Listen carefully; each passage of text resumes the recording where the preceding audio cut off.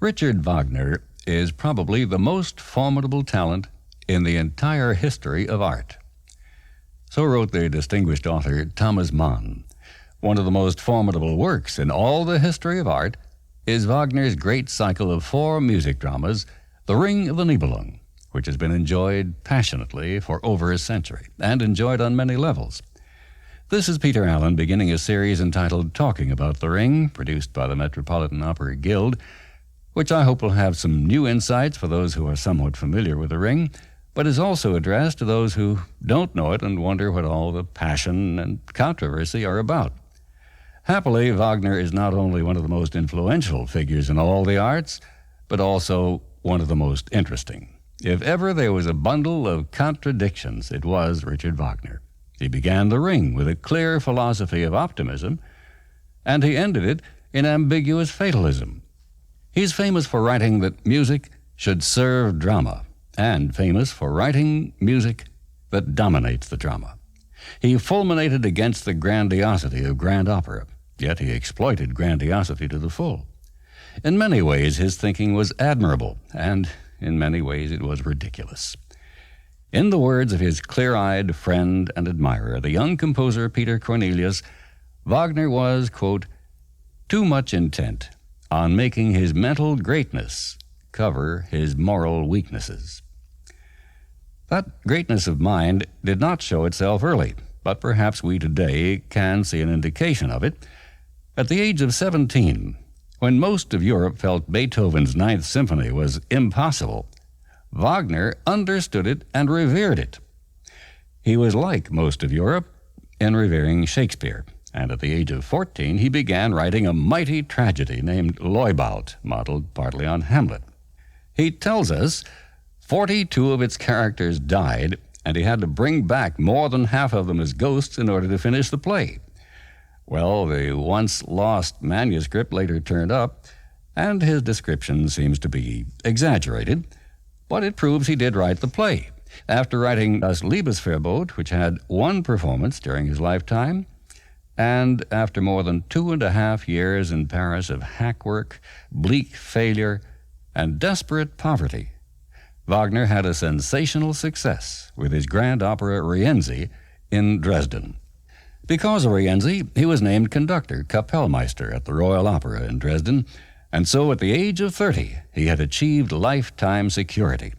Even greater recognition, if lesser success, soon came with the Flying Dutchman and Tannhäuser.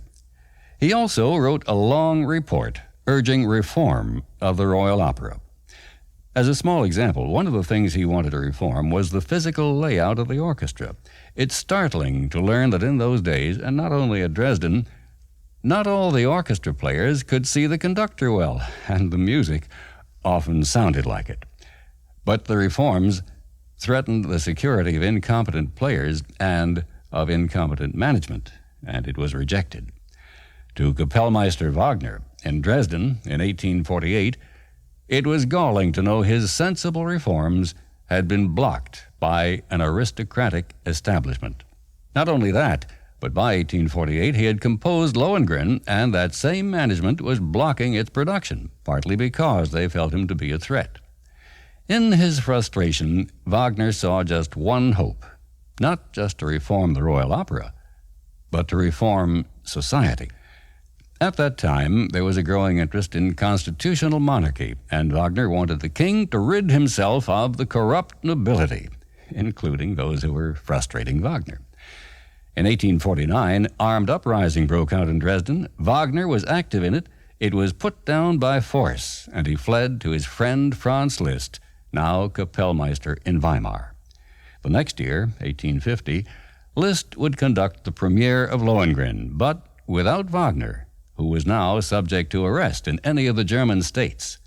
With the help of Liszt, he fled on to Switzerland and a 12-year exile. Just recently, in 1848, he had also begun a remarkable creative period. After completing Lohengrin, he wrote almost no music for 5 years. He wrote some prose sketches for possible operas. He wrote a libretto called The Death of Siegfried.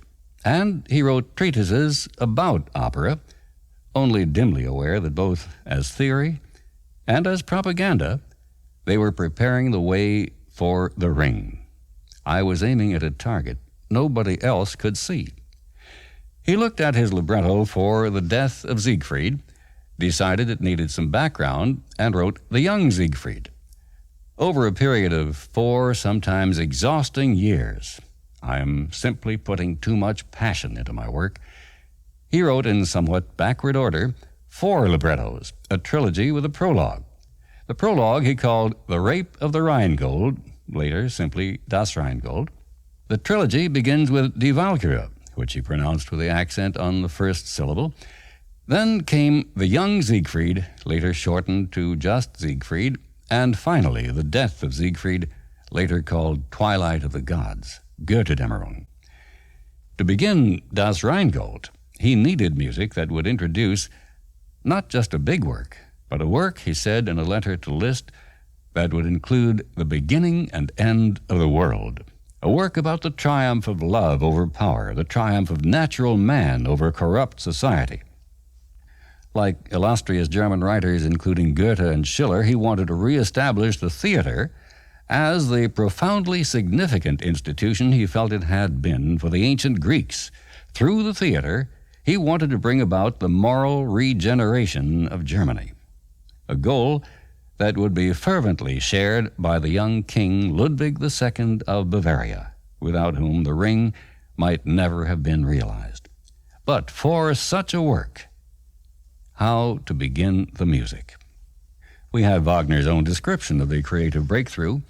He decided to refresh himself by traveling, and in the Italian town of La Spezia, after having overindulged, he found himself feverish and exhausted from dysentery. He lay down to take a nap and suddenly felt that he was sinking in water rushing over his head to the sound of an unchanging chord in E-flat, accompanied by melodic figures of increasing motion. He woke in terror, feeling the water was high over his head. But in a moment, he knew that there had emerged what he had all along carried within him but couldn't quite discover, the orchestral prelude to Das Rheingold. Whether the story of La Spezia is quite true or not, Wagner did not begin the prelude to Das Rheingold with a chord of E-flat, but daringly, unprecedentedly, with only one note, a long, low E-flat, played by 8-string basses, half of them specially tuned even lower than normal. After several seconds of only that low E-flat, he adds just one more note played by 3 bassoons. And only after an astonishing half-minute of just 2 low notes sounding harmoniously together does he add a few notes played by a single French horn, followed one at a time by 7 more French horns, each playing the same notes but slowly beginning to overlap each other to add a feeling of motion. Now, that historic first production of the complete ring took place in the theater Wagner designed specifically for the cycle, in the small Bavarian town of Bayreuth, where musicians, artists, statesmen, and royalty had gathered from many countries to devote themselves to the 4 operas performed on August 13th and 14th, 16th and 17th, 1876. In keeping with another revolutionary idea, completely darkening the house, he deepened the orchestra pit and put a shell over it, hiding the orchestra and conductor from the audience. Just imagine how that first audience felt, knowing, as did the world, history was being made, as they listened in strange, awesome darkness to that brooding, portentous E-flat, the first note of the epoch-making work they knew lay ahead, the first timeless note of creation itself.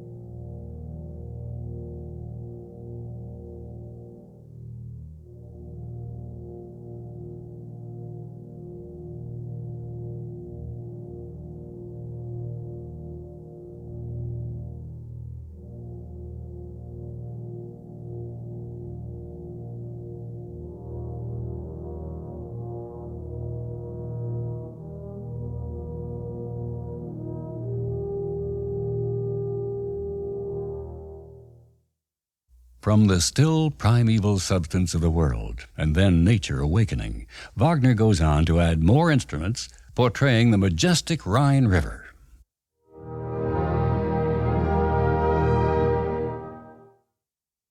And he adds still other instruments, not for loudness, but for new richness of tone. A large orchestra is now playing more notes more and more rapidly, depicting the powerful flow of the river, although the harmony is still determined by that calm opening E-flat, and although the underlying tempo remains majestically the same.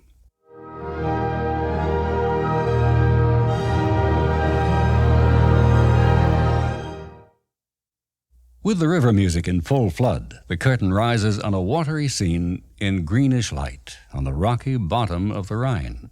It's misty below, but high above the water flows strongly. In between, around the central tallest rock, there swims gracefully and happily one of the three daughters of the Rhine. As she swims, she sings words that were parodied in their own time, but were poignantly echoed by poet T.S. Eliot in his masterpiece The Wasteland.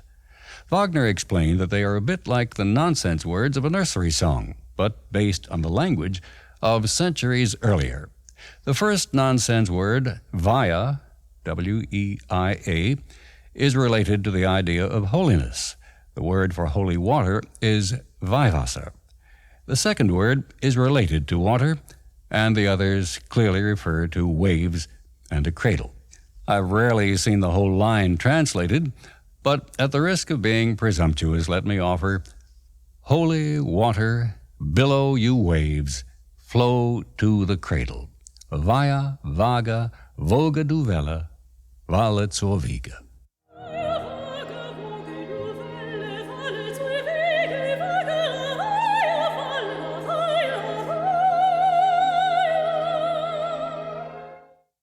The name of this Rhine daughter is Voglinde, and her melody will be heard many times in the ring. It will recall the Rhine maidens to us with significance to the drama, whether it is sung by them or played by the orchestra. The cradle she is singing about is that tall central rock she is gracefully circling, for in it lies the Rheingold, a large nugget of gold she later says is sleeping. She and her two sisters are supposed to be guarding the gold. At this point, I'd like to touch on three terms that were of crucial importance to Wagner as a creator. All three of them apply to Voglinde's first sentence and to the whole cycle of the ring. The three are myth, Stabreim, and Leitmotif. Myth, Wagner tells us, is the proper subject of music drama because it deals with fundamental truths about human nature. The feeling of myth is reinforced by that ancient sound of the words Voglinde sings, and they evoke not only ancient language, but also the poetry of centuries earlier, which used a form of alliteration called Stabreim. The most obvious feature of Stabreim is that it rhymes not the ends of lines, but only the beginning consonants of words, Weia, Vaga, Voga du Welle, Wale zur Wiege. And Stabreim not only does away with end rhyme, but even more important for Wagner, it also does away with regular rhythmic patterns of poetry that had always been used in librettos. Stabreim has irregular rhythms and irregular numbers of syllables in each line, an irregularity, a flexibility that allowed Wagner to write what he felt was closer to natural human speech. Wagner had been moving in this direction even before The Ring, and people like Robert Schumann wondered how music could be written for Wagner's librettos. In opera, by and large, they were used to hearing the storyline carried forward in sung prose, recitative, and hearing emotional reactions, or at least virtuoso displays of singing, in arias set to poetry. Indeed, in comic opera or in a Singspiel like The Magic Flute, the prose was not even sung but spoken. To Wagner's friends, his librettos, which had no arias, looked like all prose, all recitative. And to some in the first audiences, it did indeed seem like all recitative. For in The Ring, Wagner, in effect, replaced both recitative and aria with something in between them, and the result was richly woven with leitmotifs, leading motifs. Short musical phrases called leitmotifs had been used before the ring to represent a person, a thing, an idea, but with the ring, their use became significantly different and far more important. In the ring, motifs go through limitless numbers of transformations, changes in harmony, in rhythm, tempo, structure, instrumentation, changes lending the total work unprecedented color, unending variety, and yet musical unity.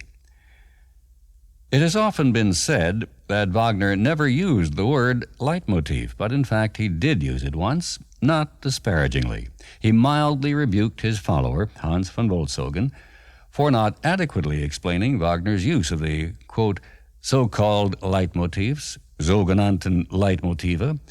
Wagner referred to the many changes he had made in the single motif of the Rhine daughters. Which brings us back to Woglinde swimming happily around that tall rock. She is joined by her sister Welgunde in something like a game of underwater tag. Flosshilde, the most serious of the three, warns that if they don't guard the gold more carefully, they'll regret it. Heinrich Porges, a respected musician Wagner asked to take notes at the first Bayreuth rehearsals, tells us the Rhine maidens should be sung with naive gaiety, in glaring contrast, he says, to the next creature we'll meet, and almost immediately after Flosshilde's warning, the music takes on a darker, clumsy sound, introducing an ugly dwarf who is staring up at them longingly from the bottom of the river, and then calls up that he'd like to play with him. Ihr Dicker, wie seid ihr niedlich, leibliches Volk, aus Nibelheims Nacht naht ich mich gern, neigtet ihr euch zu mir.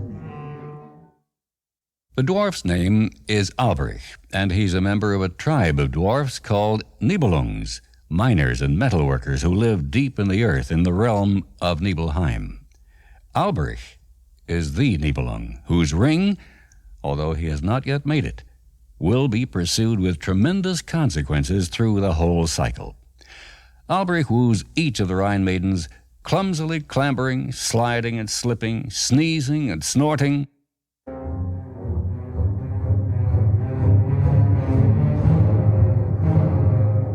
Gastig, glatter, quietschlicher Klimper, wie klein ich aus! He no sooner gets halfway up the rock than Woglinde invites him to join her on the river bottom, but only to tease and torment him, and she laughingly leaves him. Each Rhine maiden in turn teases and rejects him, and all three laugh at him. Alberich cries out twice the word wehe, meaning woe, a motif of only two notes that at once convey a feeling of misery.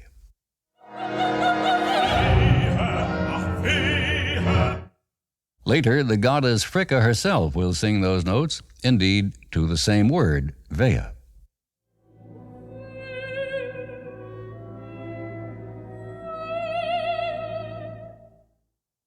Still later, when Alberich is the cause of misery in others, the motif will be played by the orchestra alone in a sort of commentary on the stage action. In scene 1, Alberich's woe soon changes to anger and threats. Then, suddenly, his attention is caught by a magical gleam in the water. Woglinde calls out to her sisters to look. The first rays of the sun are waking the sleeping gold. As the sun rises, they comment happily on how its rays kiss the eye of the gold. The radiance fills the water ever more brightly, and the music reaches a brilliant climax in a trumpet call. Here is a single French horn playing the motif of the Rheingold itself, repeated by two French horns, then three, and finally the trumpet.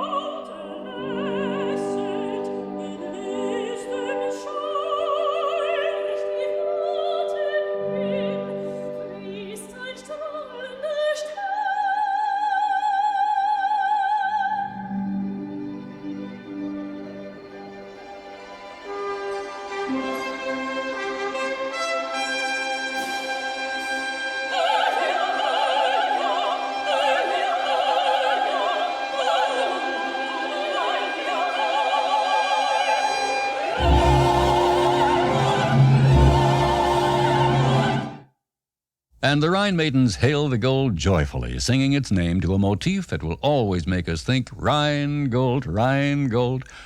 Although it's sung to the gold, in its full form, including the Haya Haya, it has been called the Rhine maiden's joy in the gold. Wagner later transforms that first two-note Rheingold to the Rhine maiden's lament. In fact, we actually met those two notes for the first time in the very first word of Das Rheingold, that nonsense word Weih. Here it is, and listen especially for its lingering repetition at the end of Woglinde's little song.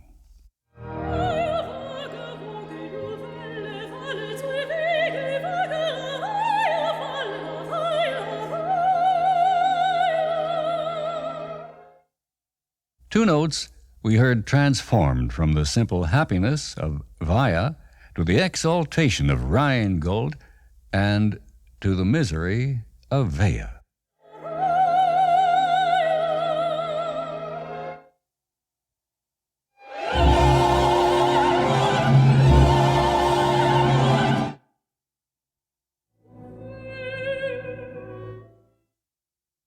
And those three illustrate, whether we are conscious of it or not, how Wagner's technique brings at one and the same time both variety and unity.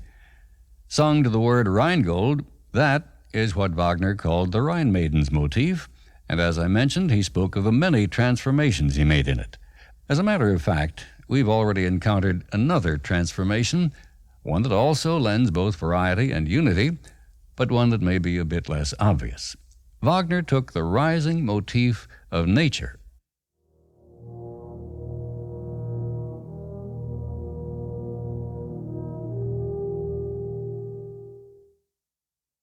Wagner took that rising motif, and with little more than a breakup of the first note and a slight dip on the way up, transformed it into the motif of the gold.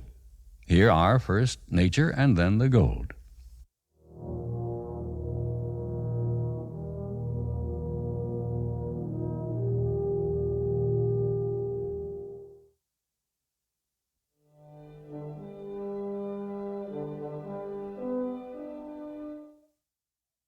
With the gold glowing brightly, Albrecht asks what it is.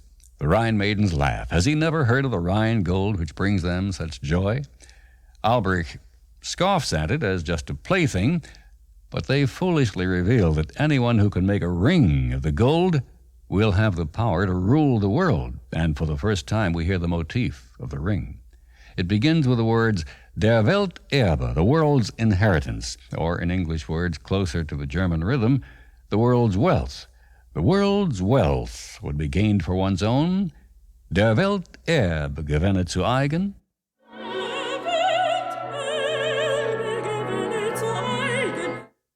Which we'll hear again in a moment. There's a catch, however, and the Rhine maidens are sure it rules out the poor, lovesick Albrecht. The catch, which throws an evil shadow over all four operas, is that the magic needed to make the all-powerful ring from the gold will be granted only to one who renounces Minne, the old poetic word for love, or, as it is sung, renounces love's power. Woglinde sings the melancholy motif of renunciation. Just one who power of love rejects, nur wer der Minne Macht entsagt.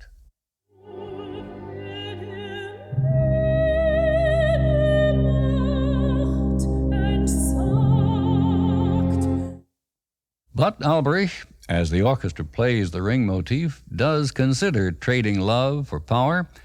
He thinks to himself, Der Welterbe, the world's inheritance. If I can't have love, perhaps through cunning I can still have pleasure, the German word Lust. Welterbe gönne nicht zu eigen durch dich. Erzwäng mich nicht Liebe, auch listig erzwäng mich mir Lust. He clambers clumsily but swiftly up the rock, and the Rhine maiden's tune takes on a note of alarm, but only at his rage, and they still laugh as they flee. When he calls, Spottet nur zu, go on and mock, the Nibelung is coming for your toy. Spottet nur zu, der Nibelung naht einen Spiel. He climbs to the top, shouts that he will put out the Rhine maiden's light, he will tear the gold from the rock, and from it forge the ring. Here, you waters, so do I curse love, so verfluch ich die Liebe. And hör erst die Flut, so verfluch ich die Liebe.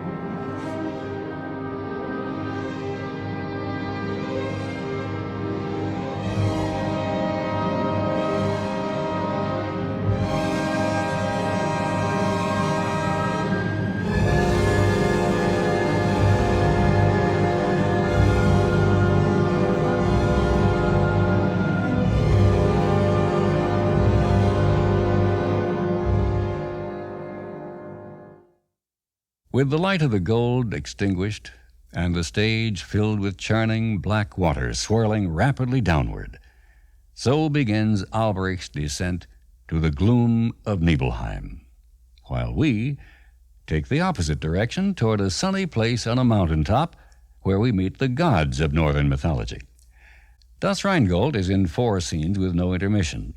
Wagner's transition music to cover the scene changes on stage skillfully blends musical reminiscences and anticipations. Between scenes 1 and 2, he transforms the motif of the ring into that of a glorious castle. One of the ancient sources calls it a high, shining, golden hall, which we learn later in the scene is named Valhalla. It has just been built for the ruler of the gods, Wotan, and we'll see it in the background when the curtain rises, or the clouds part, for scene 2. Here first is the ring motif, now somewhat simplified, and then Valhalla.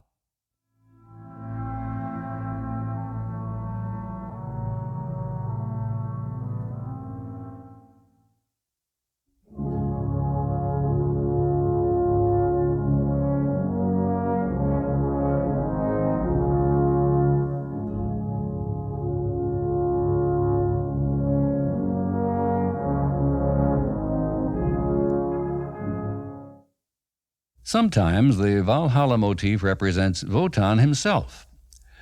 A critic once wrote that only an extraordinary ear and mind could retain all the leitmotifs of the ring, and he was right. But it's not necessary to retain them all to be deeply stirred by this music. However, Heinrich Porge's rehearsal notes tell us that the Valhalla motif is the principal musical theme of the whole cycle. Since the motif of the ring is hardly unimportant, and since Wagner himself said that the secret of his musical form is the art of transition, here is all of Wagner's transformation of the ring motif into the Valhalla motif.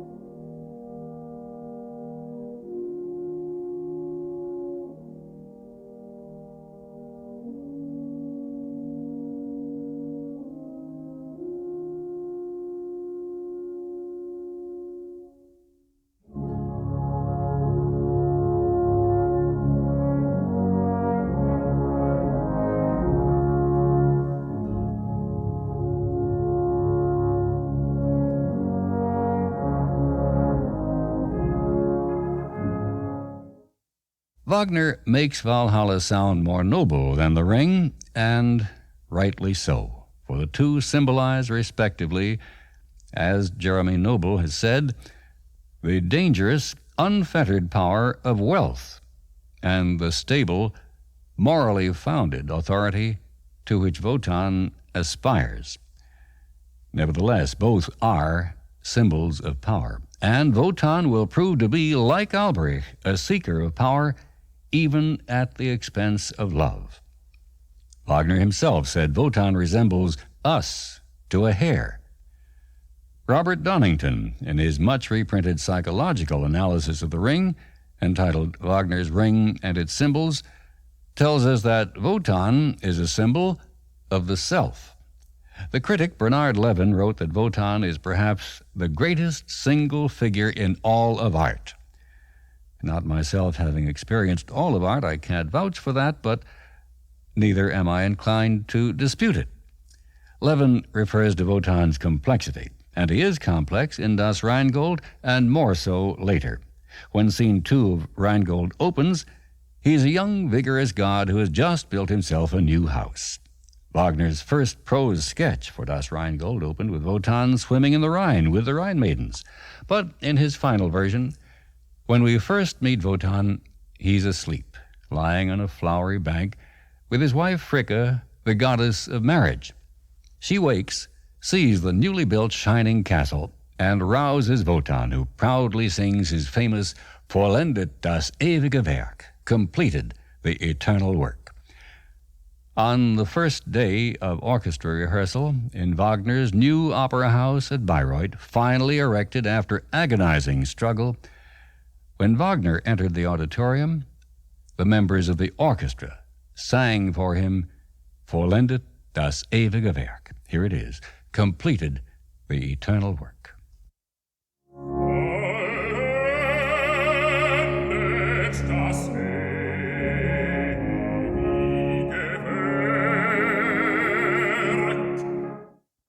The brief figures, ta, ticketa ta, sometimes played with that Valhalla motif, can by themselves stand for Valhalla.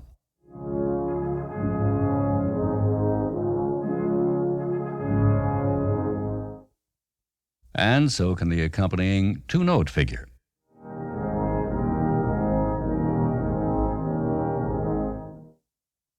The god is in his glory, but Fricka is desperate. Wotan had made a contract with two giants to build the castle, and he agreed to pay them with, of all things, Fricka's sister Freya, the goddess of youth and love.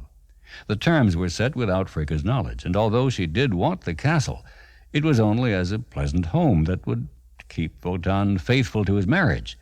To Wotan, she says, the castle means not domestic bliss, but power. She says he is willing to gamble away for power love and woman's worth, Liebe und Weibeswert.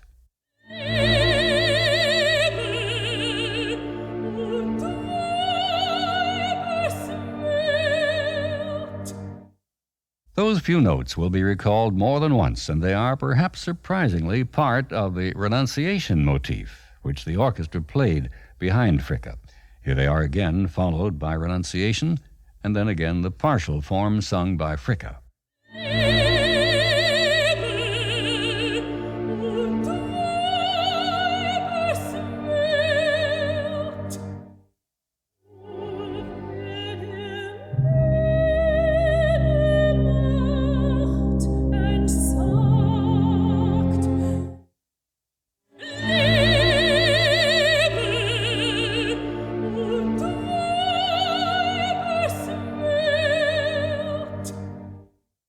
Wotan answers that he doesn't really intend to give Freya away, but just then she comes running from the giants, and we hear a short and fast statement of her music. Brief as it is, that passage has two parts. I'll play it again in a few moments, but this first time we hear it, it's really too fast to make out easily. Wagner later uses the two parts independently and at varying speeds. Here, for example, is the rising first part, played later very slowly. And still later in Siegfried.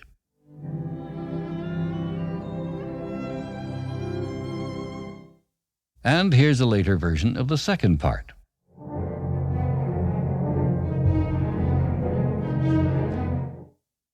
The rising first part is usually called Freya.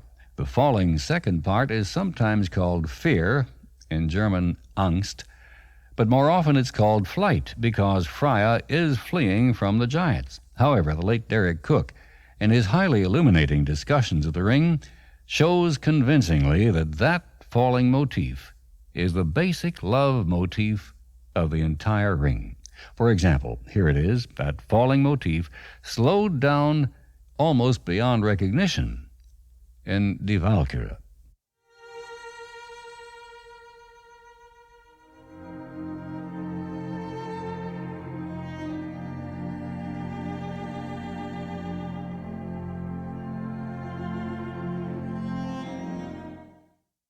That descending motif is transformed from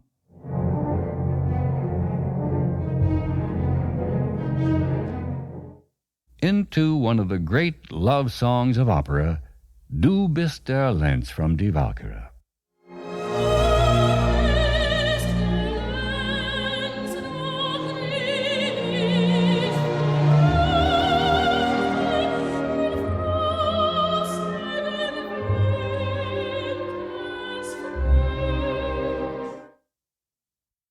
Derek Cook and others point out quite rightly that giving names to motifs tends to restrict them unduly, limits the range of what they can stand for or express.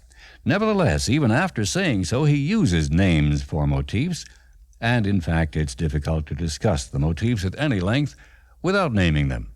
I'll have a bit more to say later about the motif of love or flight, but now with the brief music of Freya's quick entrance, perhaps we can compromise and think of it as love in flight.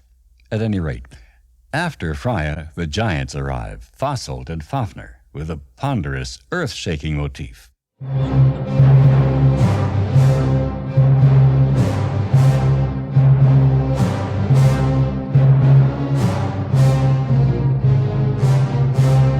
They ask for their pay for the castle. Wotan coolly says, "Fine, what would you like?" Fasolt is astonished, and as the orchestra plays Freya's music, he demands her by contract. Carved on Wotan's great spear are the signs or runes that spell out the rule of law, of contracts and treaties. It's a solemn, descending motif we'll hear more clearly in a moment, but now the strings play the descending motif of the spear or contracts as Fasolt says, the wage already is stipulated. Bedungen ist es.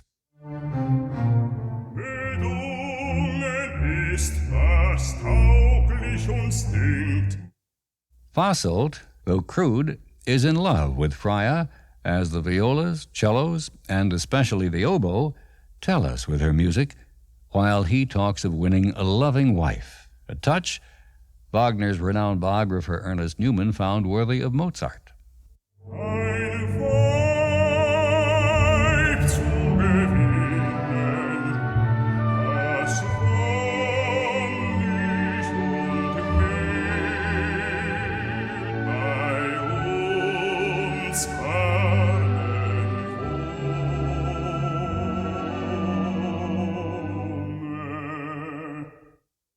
Fasolt is outraged with Wotan, and despite the stupidity he admits to, he rightly tells Wotan, "What you are only through treaties." Wotan replies weakly that it was all only a joke. Fafnir cynically cuts off Fasolt's complaining. He too wants Freya, but not for love. She tends the golden apples of youth. Goldene Äpfel.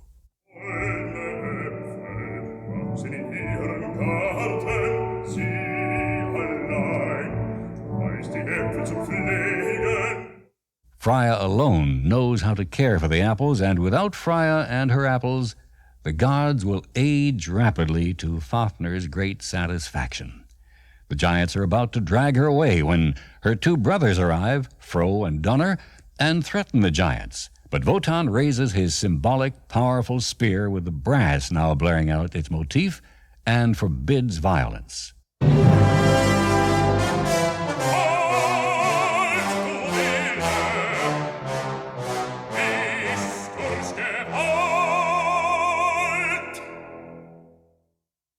Freya cries that Wotan is abandoning her, but the orchestra tells us that the rescuer Wotan has been waiting for all along is now approaching. He calls out, "Endlich, Loge," finally. Loge, the god of fire and of trickery. Loge has more motifs than anyone else in the ring, but all of them are as unmistakably quick and flickering as the giant's motif is heavy and ponderous. Endlich Loge. Meintest du so, den ungeschlossen in schlimmen Handes und Twisten? Wie? Welchen Handel hätte ich geschlossen? Loge is also the god of mockery, and he teases Wotan, who he knows has been waiting impatiently, with a long story about inspecting the castle. The rehearsal notes of Heinrich Porges tell us that Loge should be played with ironic, carefree gaiety, in contrast with a domineering, ill-tempered Wotan. Finally, talking mainly to Wotan, but really tantalizing the giants, Loge reveals in a lovely lyrical narrative that he searched the world for something the giants might accept in place of Freya, a substitute for love, a substitute for woman's warmth and worth, Weibes Wonne und Wert.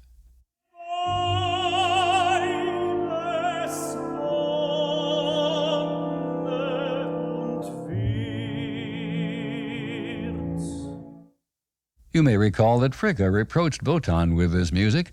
Loge sings the phrase twice in his narrative, and the second time, even with a little embellishment, it's clear that it's derived from the renunciation motif.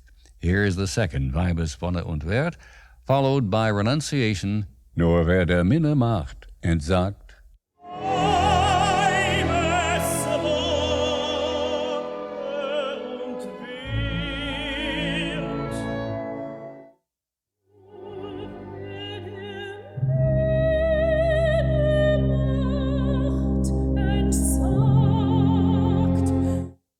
But although Loge searched in water, air, and earth, he found only one substitute acceptable to only one creature, the Nibelung, who gave up love and stole the gold of the Rhine maidens. And Loge is now keeping his promise to bring their complaint to Wotan. Wotan wants no new problems, but Fafnir is now interested in the gold, especially since the giants and the Nibelungs are enemies. Loge explains that it will give power over all the world. Now Wotan is interested, and so is Fricka, especially when Loge tells her its power would keep a husband faithful. Also, he says, it would be all right to steal from a thief and return the gold to the Rhine maidens, an idea Wotan receives rather coolly. So does Fricka, who, as the goddess of marriage, disapproves of the three temptresses. In Das Rheingold, and much more decisively in Die Walküre, she is often described as the voice of Wotan's own conscience. Fafnir now claims Freya unless Wotan gets the gold for the giants, and they stalk off with her as hostage until sunset.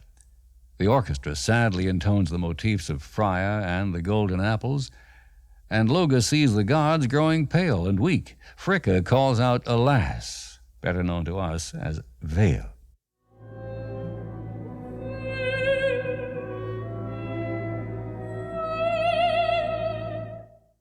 And Loge exclaims, of course, it's for lack of the golden apples, of which Loge himself has no need, since he is only partly a god.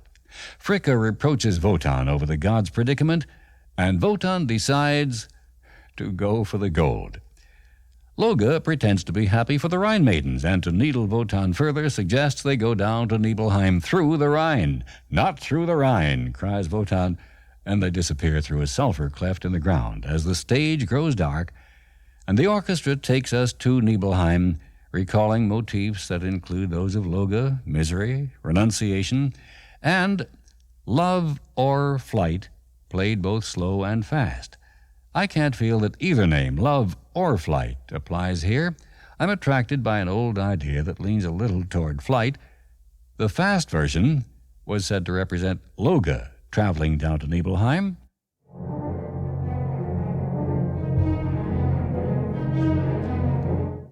And the slow, of course, Wotan traveling down to Nibelheim.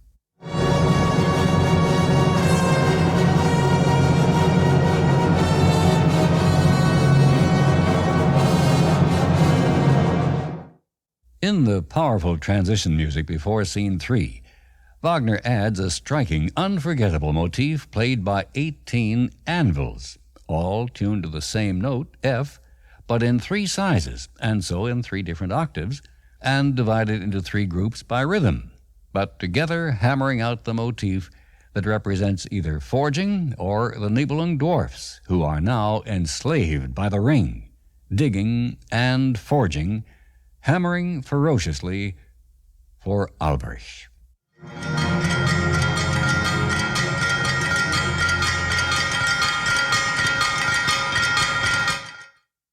At the beginning of Scene 3, in the deep red glow of an underground cavern, Alberich is torturing his own brother, Mime. Mime is the cleverest metal worker, and Alberich has told him how to create a magic hood, the Tarnhelm. Mime has already made it, but he wants to figure out how to use it for himself. Alberich seizes the Tarnhelm and puts it on. To the accompaniment of a marvelously apt motif for the magical Tarnhelm, he vanishes in a cloud of mist when he whispers a spell. Night and mist, Nacht und Nebel, like no one, niemand gleich. Nacht und Nebel, niemand gleich.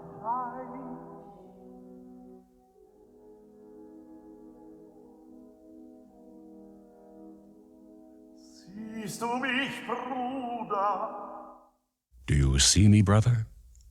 No? Then feel me, and an invisible whip lashes Mime without mercy. Mich doch, du fauler Schuft, in das in ein Ding ist.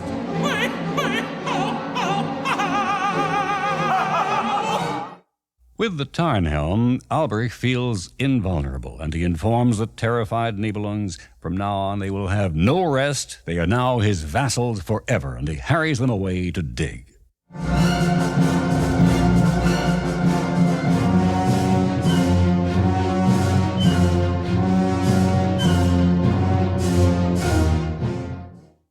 Now Wotan and Loge arrive and hear poor Mime whimpering.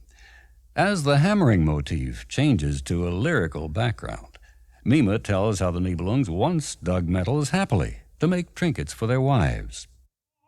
Lose Schmiede schufen wir sonst wohl Schmuck unseren Weibern, wonnig geschmeit, niedlichen Nibelungen tant, wir lachten lustig damit. But now they must dig and pile up gold ceaselessly for Alberich.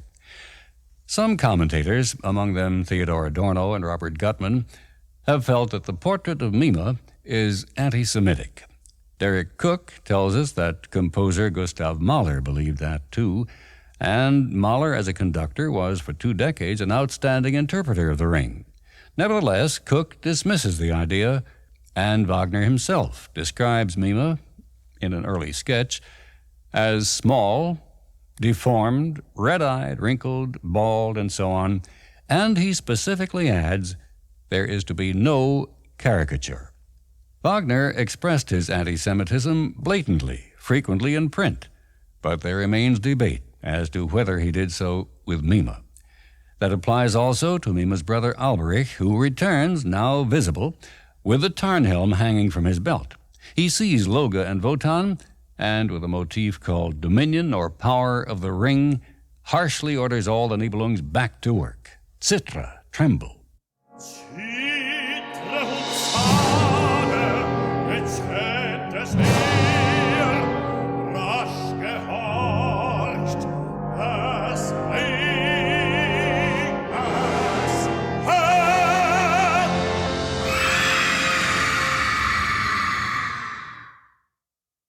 You may have recognized Power of the Ring in the orchestra. Jetzt hätt es mir rasch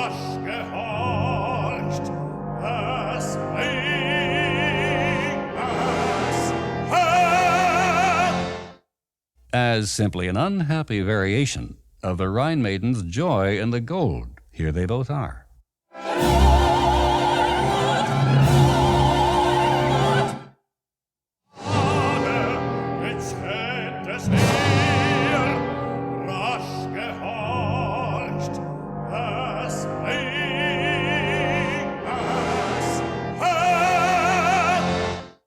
With his slaves now gone, Alberic asks Loge and Wotan what they are doing there, and they answer they have heard of Alberic's wonders and come to see them.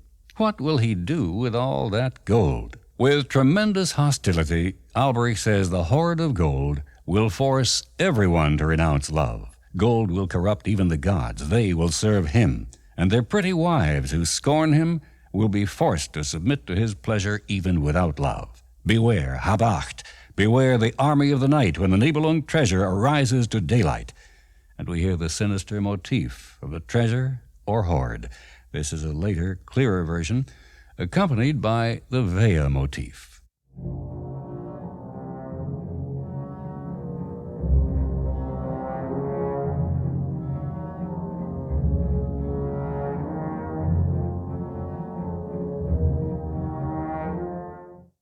Loge now asks how Alberic could protect the hoard and the ring from a thief in the night. And when Alberic boasts of the Tarnhelm, Loge pretends to doubt its power. Alberic smugly shows off, changing himself into a dragon.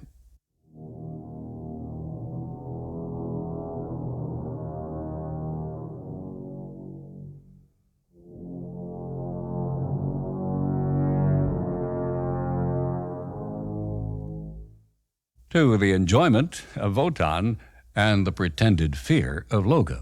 Then, goaded by Loge, who pretends to doubt that he could change himself into something safer, that is, something small and easy to hide, Alberic transforms himself into a toad.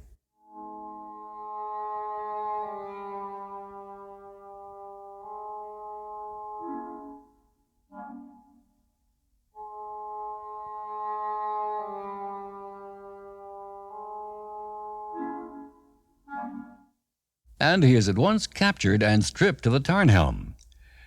We won't hear the toad music again, but in the third opera of The Ring, Siegfried, we'll meet another dragon, and again Mime. At any rate, once Alberic is captured, the scene changes, and during the transition music, Loge and Wotan bring him to Valhalla. There, humiliatingly bound, he is forced to summon the Nibelungs to bring the hoard.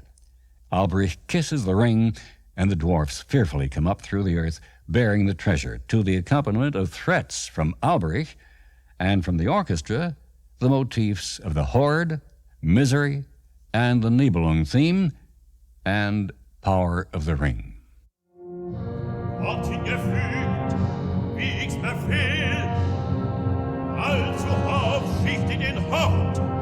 Helf ich euch Laben, hier nicht der Lut. Asch, anrührt euch von hinten, was ihr mir schafft, und in die Schafte, hebt euch plötzlich ein Fall. Auf den Fersen folg ich euch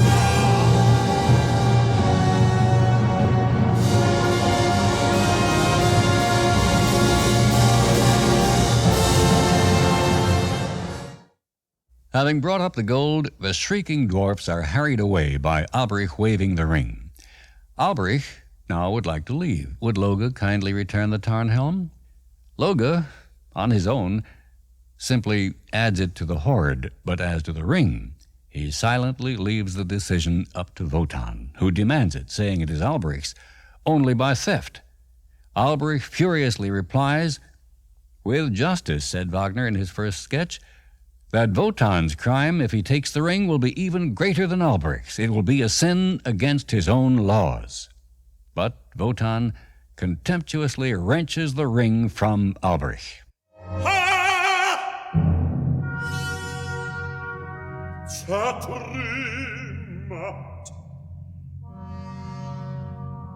zerknickt, der traurigster Knecht. Alberic calls himself now the most miserable of the miserable. And Wotan calls himself now the mightiest of the mighty. Alberich, raging with hysterical laughter, responds with a tremendous curse on the ring, death to all who wear it, torturing worry for those who own it, gnawing jealousy for those who don't. It will breed envy, but not profit or pleasure. The lord of the ring will be the slave of the ring until it returns to Alberich. During his curse, we hear the important one-note motif of hatred.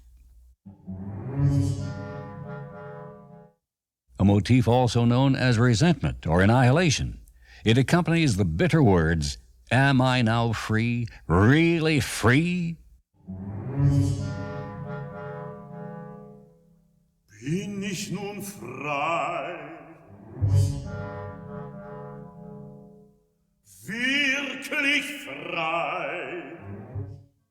And we also hear the motif of the curse itself, later repeated by the orchestra alone.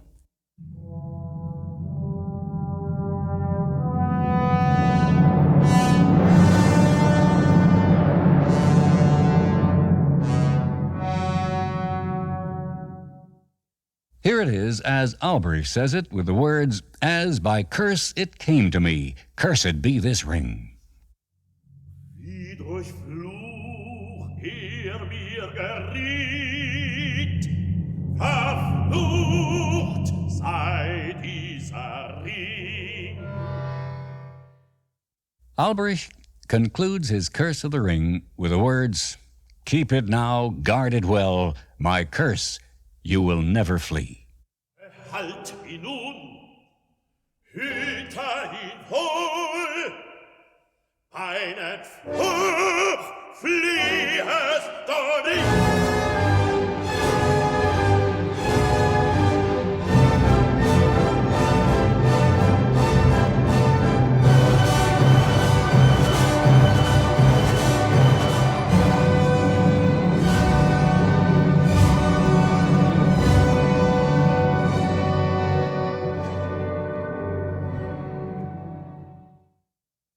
Alberich disappears into a crevice, accompanied by the Wehe motif, and it is now nearly sunset, the deadline set by the giants. The kettle drum plays a slow version of their motif as the mist that had fallen with the loss of Freya begins to clear.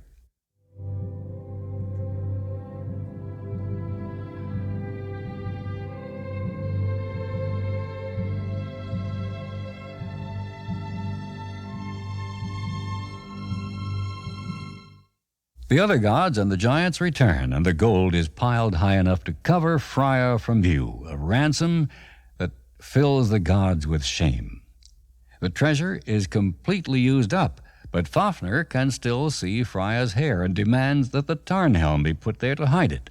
Then, through a chink in the pile of gold, Fasolt sees her lovely eye, and they demand the ring to fill that space. Now, Wagner, the dramatist, has Loge launch his cruelest barb at Wotan. He pretends to be naive and says to the giants 3 seemingly unnecessary words. "Lasst euch raten, be advised," or "let me explain." Words that perfectly introduce false sincerity, false earnestness. "Let me explain. Wotan is going to return the ring to the Rhine maidens." Wotan, of course, angrily denies that, and he resists the pleas of the other gods to give up the ring when suddenly the air grows dark and there rises from the earth in a mysterious bluish light the ancient, all-knowing earth goddess Erda, who tells Wotan to give in. Weiche, Wotan, weiche. Her slowly rising motif is a mournful version of the nature motif.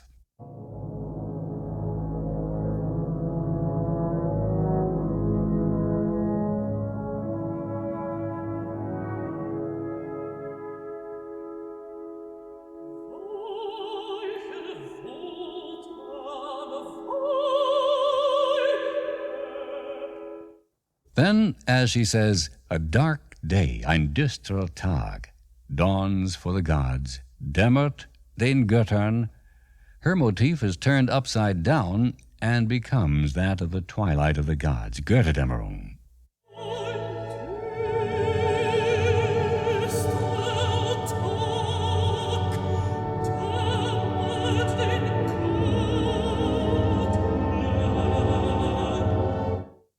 Erda slowly descends. Wotan starts to follow to question her, but is held back by the other gods, and he finally yields the ring. Fafnir at once begins putting the gold into an enormous sack. Fasolt demands his share, but Fafnir sneers that Fasolt wanted Freya more than the gold. They quarrel. Loge tells Fasolt to let it all go but the ring, which Fasolt grabs, but Fafnir uses his club.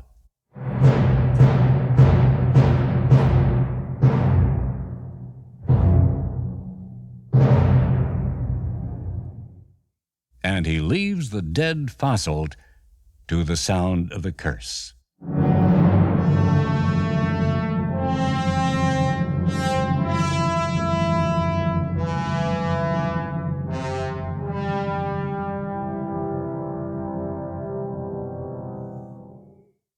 Fafnir takes the gold, the Tarnhelm, and the ring.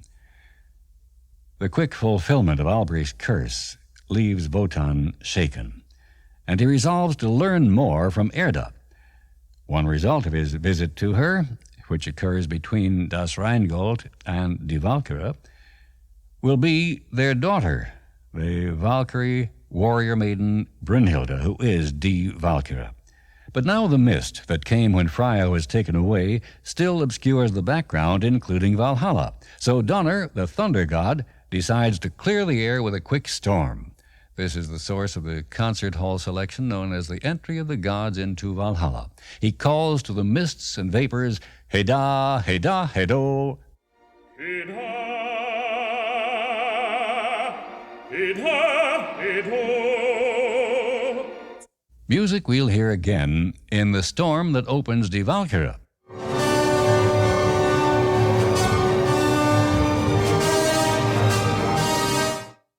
A blow from Donner's hammer introduces what Sir George Solti has called the sonic climax of Das Rheingold.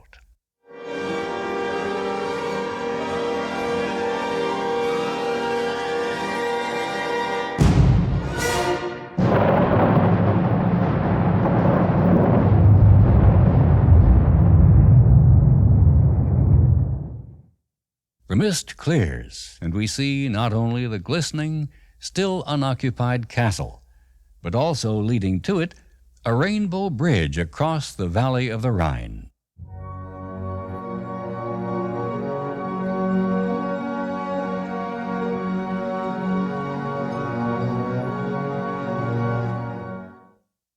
Wagner here has 6 harps, all playing different notes, reinforcing the strings with the music of the Rainbow Bridge, and yet it is hardly a leitmotif since it is heard only here in these last few minutes of Das Rheingold. Derek Cook calls the bridge a rainbow bridge of illusion, an illusory path to an illusory stronghold, as in effect Loge also says. As Wotan contemplates Valhalla, deeply worried about what it has cost, the stage directions call for him to act with sudden resolution, as if seized by a great thought. What the thought is, we are not told in Das Rheingold, but a trumpet proclaims,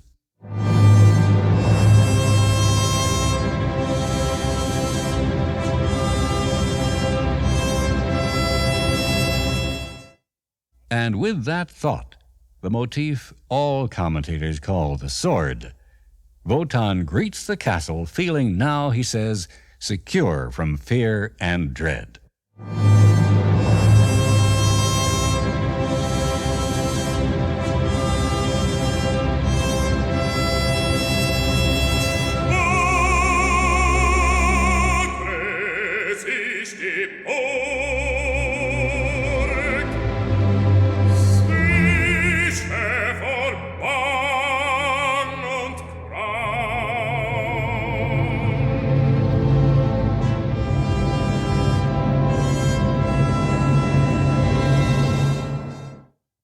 We are told that at the Bayreuth rehearsals, Wagner at this point was dissatisfied and had Wotan pick up a sword left behind by Fafnir.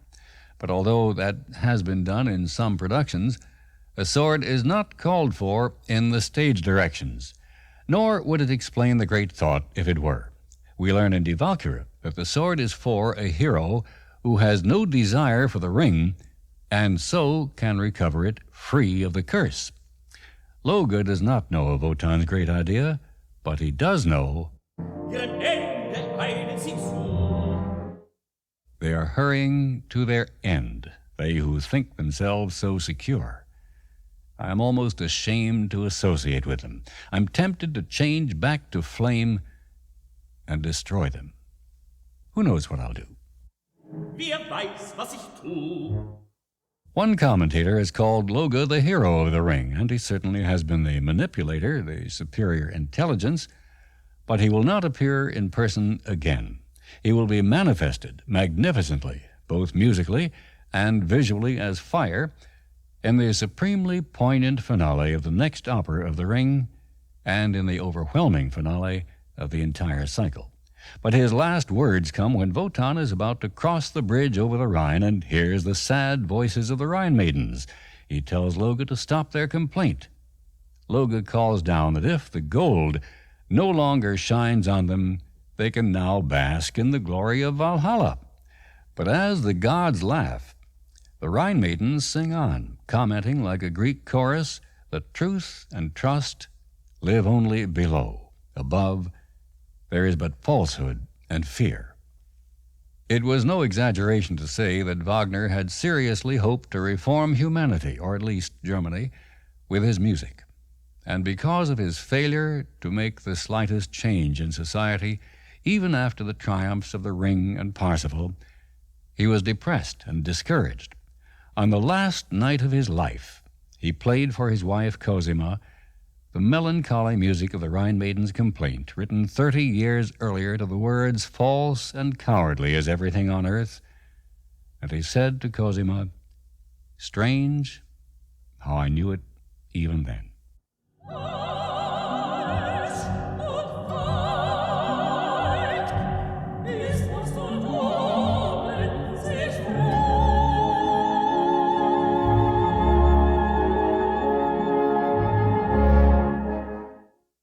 But the orchestra answers with a grandiose statement of the sword motif.